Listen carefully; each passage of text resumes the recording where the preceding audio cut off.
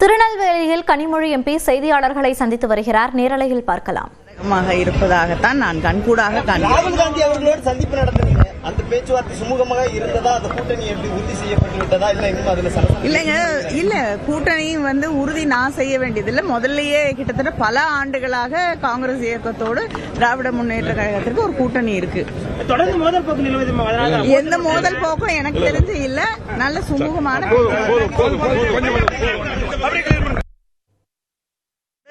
கொண்டு வந்து மனுக்களை தருகிறார்கள். அவர்களுடைய கருத்துக்களை எங்களோடு பகிர்ந்து கொள்கிறார்கள்.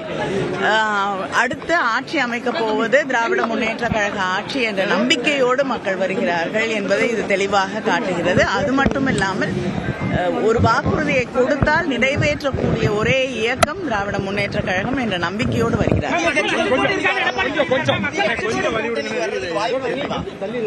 நிச்சயமா புதிய கட்சிகள் வருவதற்கு வாய்ப்பு இருக்கு. ஆனா அது யார் என்பதை நம்முடைய முதலமைச்சர் அவர்கள் தான் முடிவு செய்வார்கள். கருத்து கணிப்பு எப்படி பாக்குறீங்க? திமுகவுக்கு சாதகமான ஒரு கருத்து கணிப்பா வந்திருக்குது. அது உண்மையிலேயே தேர்தல் களத்தில் பிரதிபலிக்கும் நம்புறீங்களா?